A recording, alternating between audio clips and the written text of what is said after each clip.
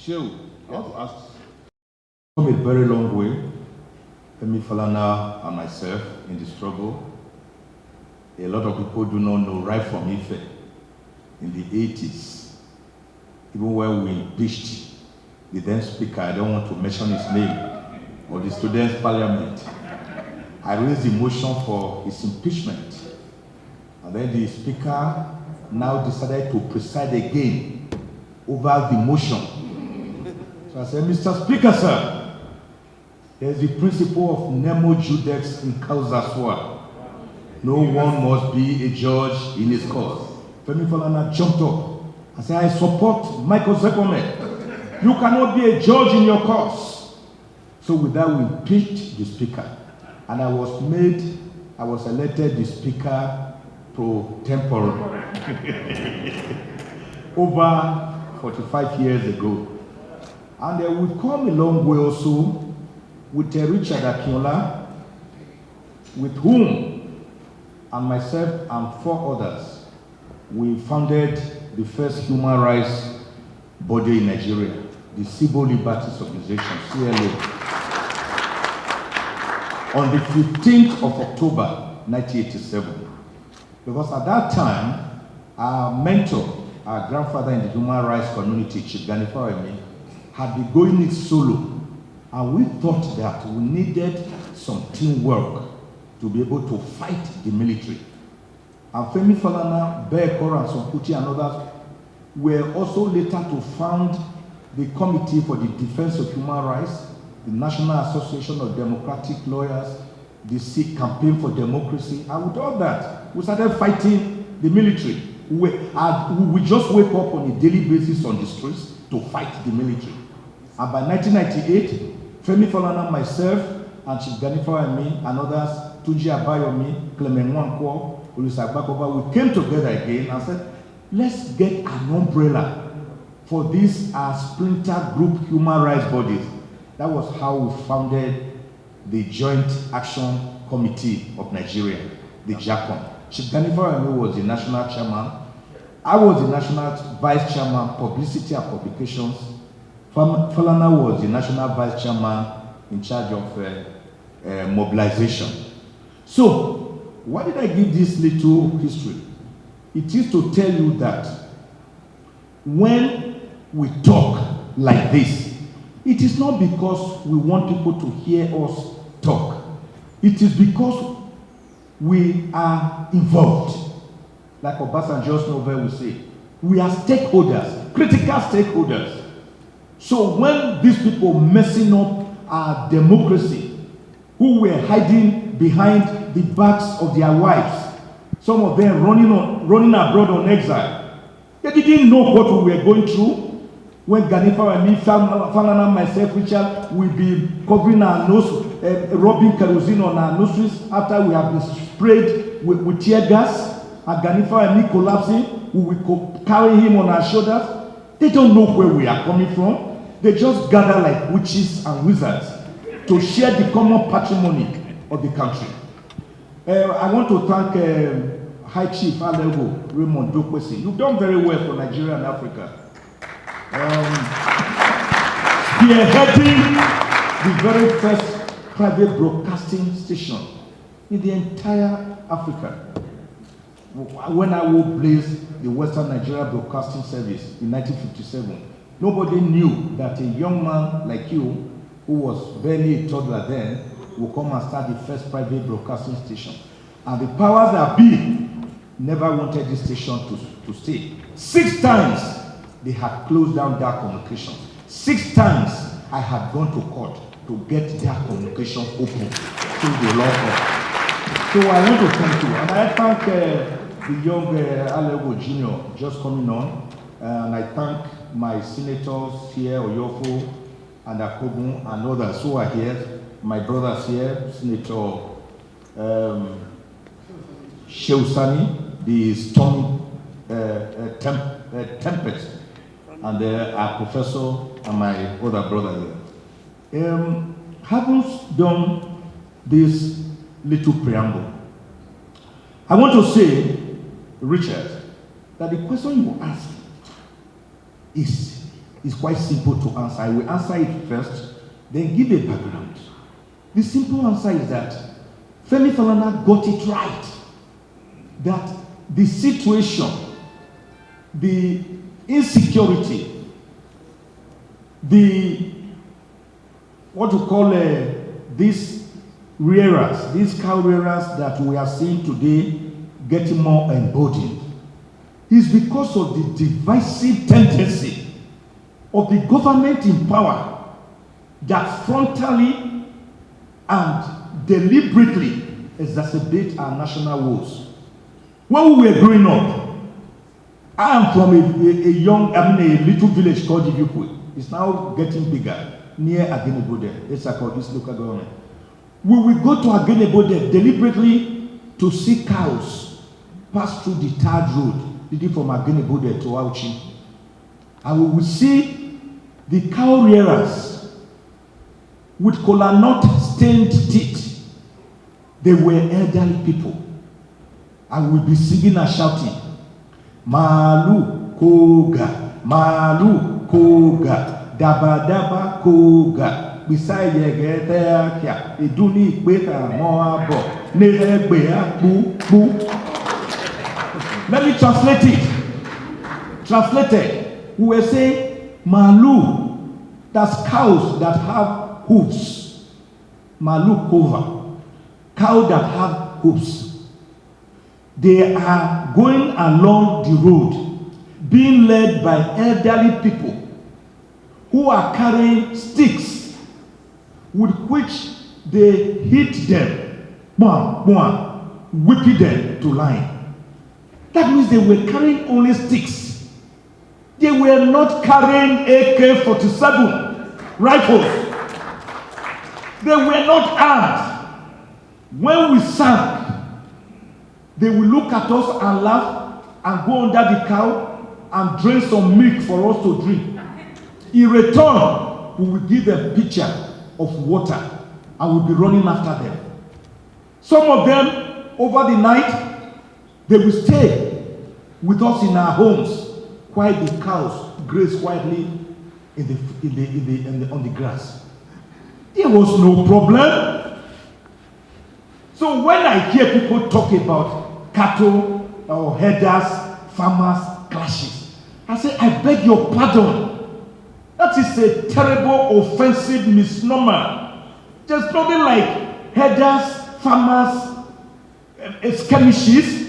It is just that the farmers are being attacked directly on their farms, being killed, being maimed, their wives being raped, their daughters being raped. And then they again audaciously go to their homes and rape their wives and rape their mothers on their own farms. And then you are calling it cattle rearers, farmers, clashes? Which clashes? One is a victim, the other one is an aggressor. But because you are refusing to put the right finger on the right spot of the problem, you can never solve it. There's no one more difficult to wake up like someone who is pretending to be asleep. This government is pretending to be asleep. So you can't wake it up. Now, ethnicity, like Falana rightly put it, is ascribed to us. We didn't buy it. I grew up to meet myself as a person from Ijukwe. I can't be a Yoruba man. You can't expect me to be a Hausa Fulani man. Nor will I ever be an Igbo man. Professor Onigu Otite did a demographic survey of Nigeria and discovered that Nigeria has 374 ethnic groups. But we wrongly ascribe Nigeria, wherever we are speaking, to 3 ethnic groups. We say Hausa Fulani as one block, the Yorubas of Femi Falana and Richard as another block, and then the Igbos as a third block. That is a tripod. Of course, you all know that a tripod is not balanced. It will wobble. it will grumble and it will crumble because it is not balanced. So when you call Femi Falana Yoruba, you call Shehu Sani South Sakulani, then you call Clement Nwankos Igbo. I ask you, where do you put my own Isako group? Of the 374 ethnic groups, where do you put the Birons, the Anans, the Bibios, the Ethics, the Galas? Where do you put the Jaws, the Urobos, the Isokos? Where do you put the Ogonis? Where do you put the Benis, the Ishans? Where do you put the Tidis, the Ebiras? Where do you put them? What of the Igbagis? Are you saying they are not important to the system? So you think God created us here to come and be clappers? To be hewers of wood and drawers of water? To massage your bloated ego? When you enthrone social injustice, you can't have peace. The best peace you can have is what Eko Abiola will call peace of the graveyard. There is no place as peaceful as a cemetery or graveyard. But that is not the kind of peace we are asking for. We are asking for peace that is imbued with egalitarianism, with social justice, equity, and good conscience. You can't be talking about peace when a government is deliberately engaged in nepotism, sectionalism, prebendalism,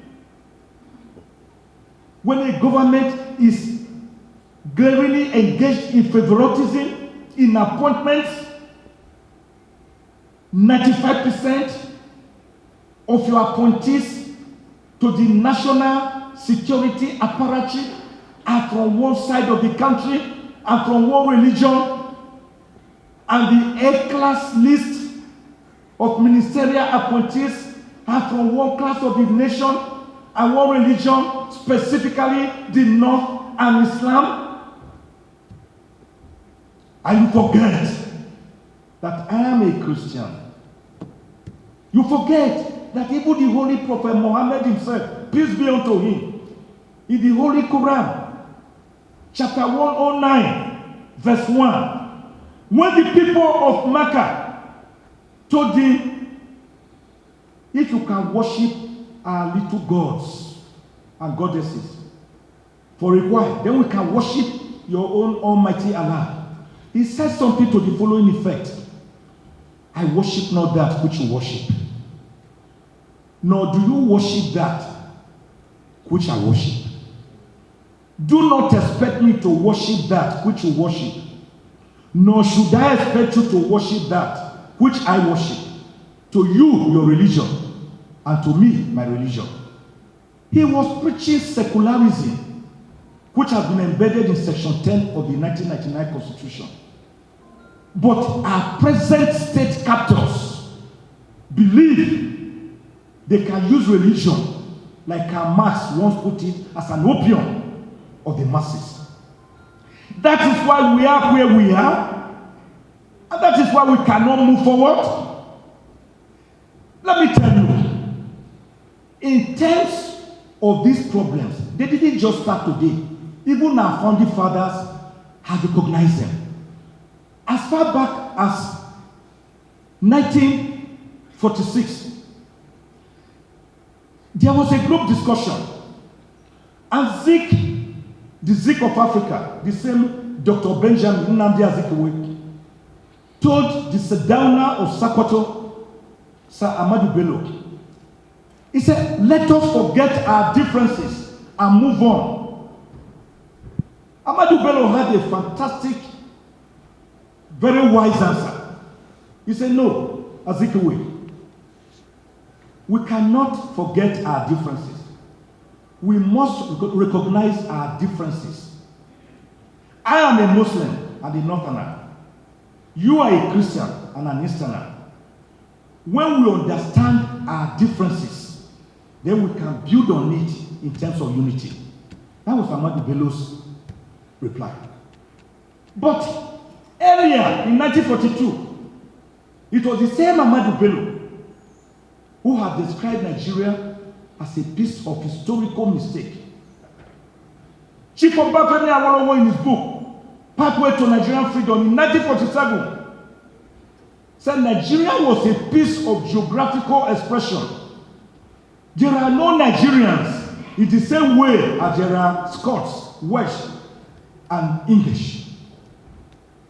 Gowon in 1966 in his first maiden broadcast, he said there's no basis for Nigerian unity. So they mobilized and said they were going to carry out a bicycle operation from Nsukka axis to defeat the Ojukwu-led Biafran struggle. The rest is history. A 3-year bloody civil war. So you know when a war will start, but you can never know when it will end.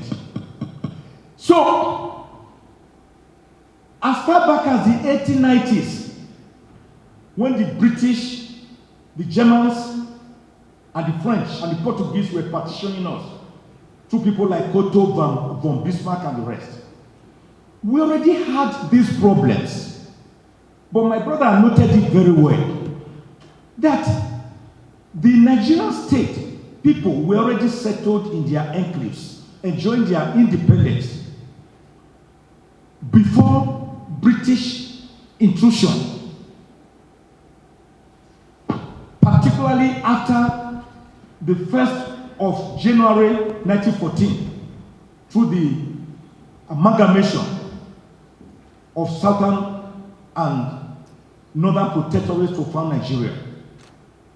Nigeria herself derived her name from Niger area, a name given to her by a young British journalist called Flora Louisa Shaw.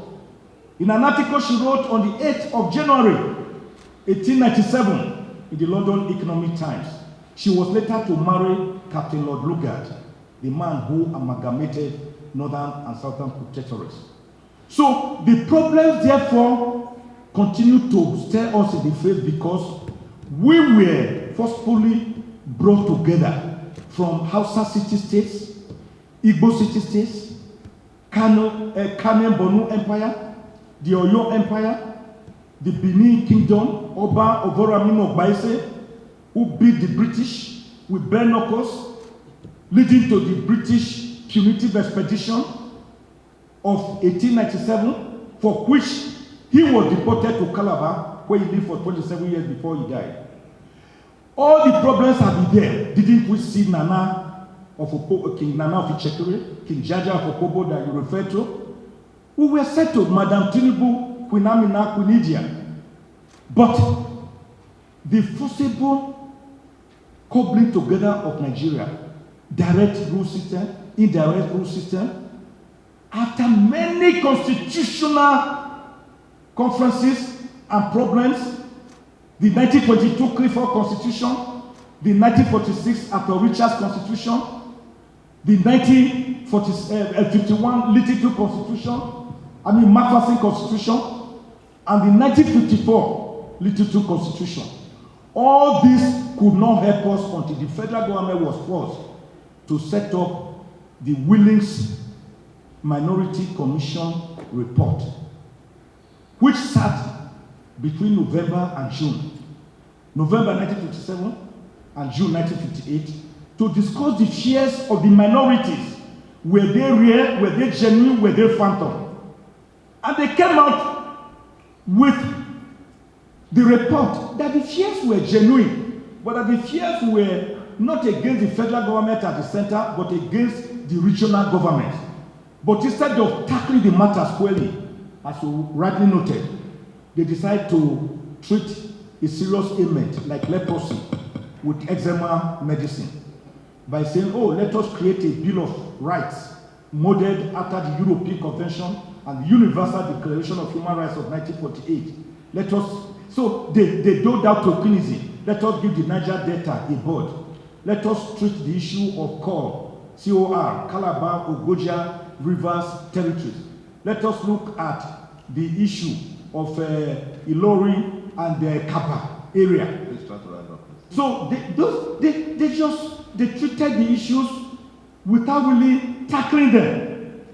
And that is why the issues continue to fester. And so when you now have a government which, instead of giving us a sense of belonging as one nation, you are creating policies that are highly divisive, turning one ethnic group against another, showing preferential treatment for one religion against the other, treating some bandits and Boko Haramis with kid gloves, reintegrating some of them into your military, and then banning IPOD, but refusing to ban this same group, which has been declared the third most dangerous terrorist group in the world. You cannot have a country, a nation built on nationhood in that manner. We need good governance, we need reintegration, we need inclusiveness, we need transparency in governance. Thank you so much. We need a brand new constitution. I must end that. Thank you so much. So that we cannot continue to say that Nigeria is indivisible, is indestructible. Who told you? USSR is today about 15 states, 15 independent countries. Were they not one? Where is Eritrea and Ethiopia? Where is Sudan and South Sudan? Where is Egypt, Pakistan, and Egypt, Pakistan, and they were three, and they were together. India. So please, Nigeria, for God's sake, is divisible if you do not nurture her unity well and properly. Thank you. Thank you very much. Thank you so much, my friend. I will, before I answer the question, appreciate the presentation of Comrade Femi Falana for his keynote address. To me and to many other activists, we will always appreciate the struggle, the determination and commitment and the sacrifice which Falana has made over the years. And wherever I go, I will make it very clear. Sometimes in the 90s, Falana came to Kaduna and met me, and he drafted me into the CDHR and the Campaign for Democracy. And since that visit, I lost my peace because I kept moving from one prison to another.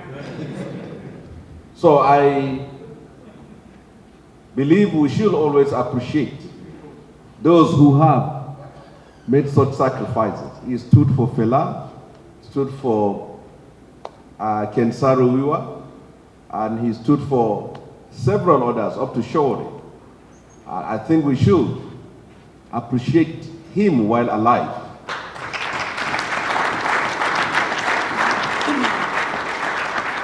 The nation will never forget how Falana, during the Oputa Commission, have stood in defense of the persecuted and victims of military dictatorship that we have experienced in this country. So we should not forget history on that. Michael Zokome was another comrade whom we have been fighting over the years. He made mention of one of the organizations which they founded, which was Joint Action Committee, JACO. Unfortunately for me, when the organization was founded, I was in prison. So I came out of prison in 1998, and automatically I was given a front seat in that organization at the chambers of Gani Fawahi. So I will also not relent in appreciating Falana. During my period of imprisonment, I was sentenced to life in prison and then commuted to 15 years. So I served 4 years until Abacha died, and throughout the 4 years of my imprisonment, he has always been in touch and supportive of me during those times. Having said that, Richard is someone who is confidently and comfortably moderating in Abuja. We have been inviting him to Kaduna to come and moderate most of our seminars and conferences, and he has been turning it down. So I will use this opportunity to expose him to the public, to say he has been very selective in the kind of seminars and conferences that he offers himself service to. So you can see how not only the people in the position of power that are being nepotistic, but someone like Richard is choosing where to go. And that, I believe, is very wrong. Having said that, I must say this, that the topic in discussion here is apt, especially in a nation that is in search of a new future. It is a fact that every country of the world has its own headache and heartache. In Spain, they are battling with Catalonia. In the UK, Scotland is trying to secede from UK. America has a race issue to solve. In China, Tibet is the problem. And in India, Kashmir is a problem. So you can see that nations of the world have their own problems, just like nature. It has not promised you a life that is comfortable and convenient, but it has given you the wisdom to be able to navigate storms and turbulences in life, and that is what we need. So in this country, the history has been clearly narrated by Comrade Falana. And it is for us as a people to decide where do we want to go from here. I come from a state in the northwestern part of Nigeria today. I cannot move a kilometer outside of my state without getting into the hands of bandits. Bandits have laid siege to my state and to my own part of the country. They have moved from stopping commuters, picking hostages and extorting ransom. They have moved to become a state within a state, imposing levies, collecting fines and taxes to people. They have also moved further to installing chiefs and imams in some of the mosques and the villages within the northwestern part of Nigeria. So these are self-evident examples of symptoms of a failing state. And the state has failed because the leaders have failed. The nation today is on autopilot, despite there is a leadership. In the sense that the spate of killings in this country today has reached a point that even those in the position of power are tired of issuing condemnation and condolences. In the last few days, 27 Nigerians sank in a river in Kano. It never made any serious headlines, and you have never seen any federal delegation going to Kano to condole, unlike when a billionaire died there. You have not seen any serious empathy on the side of people in the position of power, simply because killings and tragedy has become the new normal in this country. Now, this is a government that has made all promises of restoring law and order in this country. But this is the situation we have found ourselves. So when people pick up arms against a state, it is a sign that that state has already created the atmosphere for them to pick up arms. No matter how we try to preserve Nigeria as an entity, I've said it time and again, the national flag cannot keep a nation one. The Constitution cannot keep a nation one. The national anthem and the national pledge, no matter how you try to sing it in every event, it can't keep a country together. When you don't have fairness, equity, and justice in a nation, there is no way that country simply lives on a time bomb. Having said that, the ethnic nationality is not the problem. We all come from different ethnic groups and different religious backgrounds. But the problem is ethnic nationalism, where people now have politicized their ethnicity, whether as a people or as people in the position of power, to destabilize the whole country.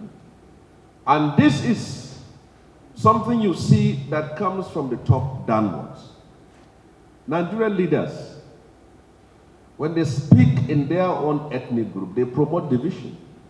And when they speak in English, when they know there's a consequences, they promote national unity. And that is hypocrisy. There is no way you can keep a country together when you have a set of leaders whose agenda, whose mission in power is self-preservation and favoring people from their own political clan. That is the fact of the matter. Nigerian leaders don't see themselves as servants.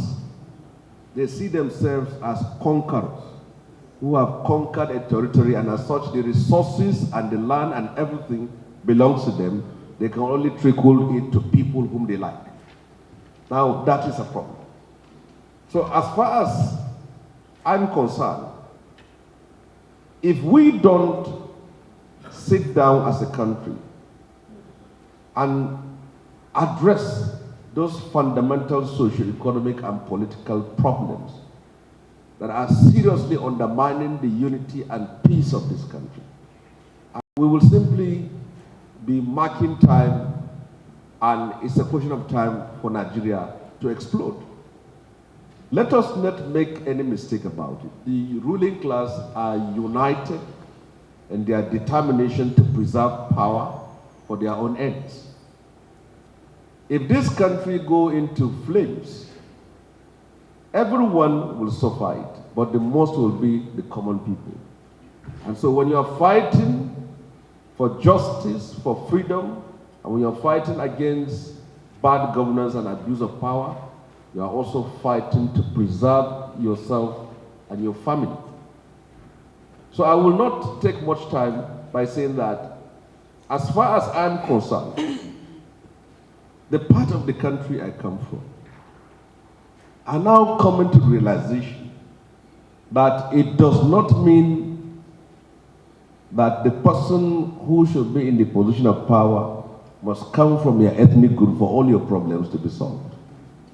Obasanjo was a president for 8 years, and they are just talking about getting Lagos-Abeokuta Road back to order, Lagos-Badagry Road back to order, Lagos-Ibadan Road, after about 10 to 15 years when he was out of power.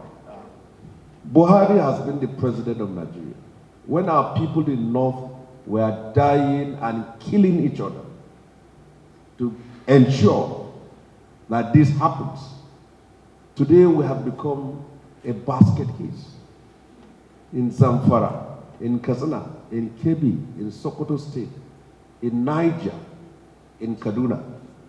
It has reached a point in some villages in Niger State that villagers call terrorists to protect them from bandits. So when people equate terrorists with bandits, and when we up there try to differentiate them, all we are saying is that terrorists have a name like Boko Haram, like ISWAP, like Ansar. But the bandits have a different strategy: to extort ransom, to rape women, to rustle cattle. But those ones have a theocratic agenda. They come, they preach, they provide social services, they recruit. That is what they do. So you can see how the ungovernable spaces in Nigeria is even being competed by different terrorist groups. This is how we have failed as a country.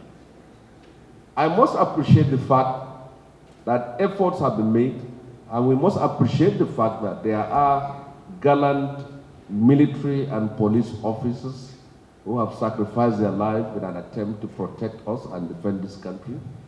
But the fact remains, if a government that is in power has proven ineffective and has failed to protect the nation and protect its people, it has no business being there. The worst of all is the fact that the parliament, the legislature, is supposed to serve as a check and balance to people in the executive position. When you have a compliant, placid, docile, and subservient parliament, you already have a dictatorship at hand. And this is what we are saying. Young people in this country have a duty to stand up and fight. To fight for what is their right, to fight for their own future. Because it is clear that those in the position of power, having been able to amass a lot of wealth, and also amass it for their children and grandchildren, they felt that they have already insured themselves. So the need to rescue and to protect and save Nigeria is in the hands of those who want to remain in Nigeria. And it is in the best interest of all of us. I thank you for this opportunity. Thank you. That have been more prevalent in the north-central states, like Benue, Plateau, Nasarawa, and parts of southern Kaduna. And it is a bit complex in the sense that the indigenes are those who consider the land as their ancestral homes. And the settlers are perhaps traders and others who come over there to settle for a number of period of time. And the conflict that has been going on is coming in different ways. It is either ethnic or religious, because the settlers in most cases are Muslims, as far as North Central is concerned, and the indigenes are mostly Christians from the different minority groups. And these ones are farmers, and these ones are traders. And these ones are farmers, and the other ones are herders. So conflicts has been over resources, and over land, and over political influence. As it is today, bandits that have been unleashing mayhem and killing people, they don't have any religious affiliation or identity. In Katsina, they go into a mosque, kidnap people and kill as many as they want. And in Kaduna, they target churches. But in this sense, if we have to address this problem, then it has to be done from both the local and state level. I've had the submission of Comrade Falana, where he has stated how the judicial system has been able to rescue some of the powers that have been usurped by the federal government to the state. But the fact is that the states today are more dictatorial than the federal government. Many of you who are advocating for state police, I cannot imagine myself from Kaduna State having a state police in Kaduna. It's just not possible. Because for all the governors are accusing the federal government of doing, they are also guilty of it. The National Assembly, as it is today, it is more freer than the State House of Assemblies. Local government chairmen are subservient to the governors. the state assembly members, nobody dares to raise a hand and oppose, object, or criticize a governor, he stands a chance of being suspended from state assembly. So most of the powers that the states are accusing the federal government of taking over, when it comes to them, they behave worse. So as far as I'm concerned, going back to your point, we can address the indigent settler problem when you have laws that clearly identify the problem and give both the settler and the indigents equal opportunity.